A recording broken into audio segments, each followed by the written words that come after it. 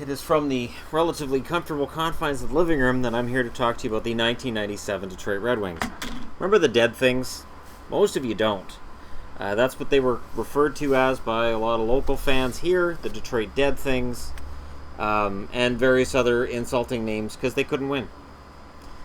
From the late 80s until this season, they couldn't win. There was a perception that Yzerman couldn't win. Fedorov couldn't win. There's too many Russians in here. Look at all these Russian names. They can't win. That was a common belief at the time that Russian players made your team softer in the playoffs and weaker, and therefore you weren't going to win anything. It wasn't true. It wasn't true then. It's not true now. So, just look at the Hall of Famers. Yzerman, Fedorov, Fedosov, Larionov, Lidstrom, Murphy, Shanahan. Then you got to get into the guy who should be in the Hall of Fame and isn't. The Conn Smythe winner from that season, Mike Vernon, 16 wins, 1.76 goals against average, 927 save percentage. Detroit played a trap. They did. But Mike Vernon, this was his second Stanley Cup. He won it in '89 with the Flames, and he was a major reason the Flames got there. Now, Al McInnes got that Conn Smythe, but Vernon would have been second in the voting that year because he was pretty fantastic. So, what happened?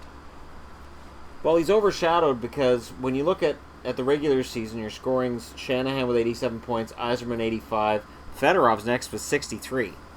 And the interesting thing with this was that Fedorov at this point, the shine was coming off with Fedorov. When Fedorov started playing in 90 or 91,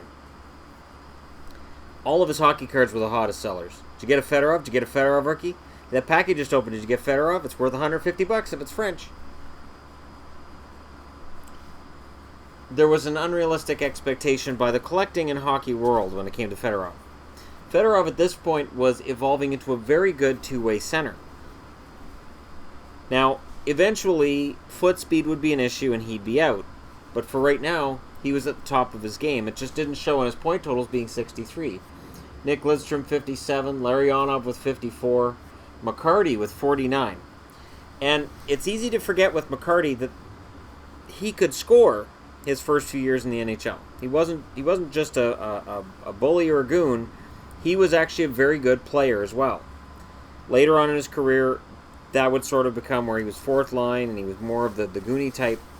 But at this point, he was still a vital part of their attack. Kozlov, 45 points. Slava Kozlov, who went on to play forever. He's another one of those guys who likely never makes the Hall of Fame, but if it ever came up that, there's a move to get him in there, I'd go, yeah, well, he played for, ever. And he was very useful forever as well.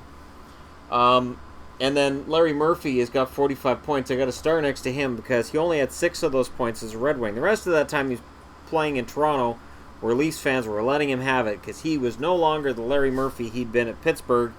He was done. Nope. In the playoffs, Fedorov led the way with 20 points. Shanahan's next with 17. Kozlov and Yzerman are tied with 13, but Kozlov had 5 goals and Yzerman had 4. And it's worth noting here that the Red Wings were playing a team game, so it didn't matter that Yzerman wasn't scoring.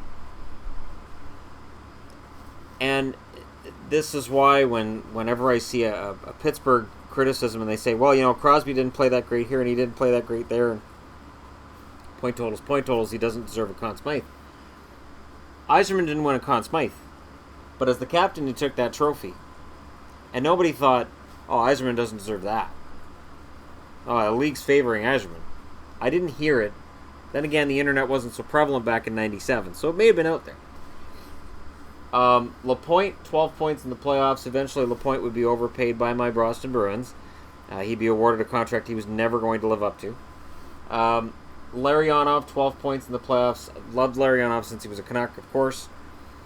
It's a shame that certain players have to go to certain teams to win Stanley Cups. I was not a Detroit fan. However, as a Larionov fan, I was very glad to see him get a cup ring. And Lidstrom with 8 points being below Murphy, who had 11, shows that Lidstrom's game was a lot more than just score sheet. because I hear a lot of people talk about his point totals, and he had great point totals, but Nick Lidstrom was not... He didn't win Norris trophies just because of points. He won Norris trophies because he was really, really solid at his own end. There was no weakness to Lidstrom's game.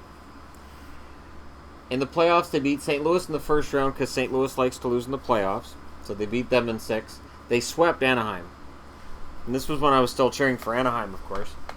Then they beat Colorado in 6, and that was a very vicious, hateful series. The hate between Colorado and Detroit, it was something in that second series. That was when it really ratcheted up. And Mike Vernon might have won that Conn Smythe just for being willing to skate down the ice and get beat up by Patrick Roy. And then after they survived the Fight Fest with Colorado, they swept Philly. And I remember Philly didn't look like a threat for the Stanley Cup in that final.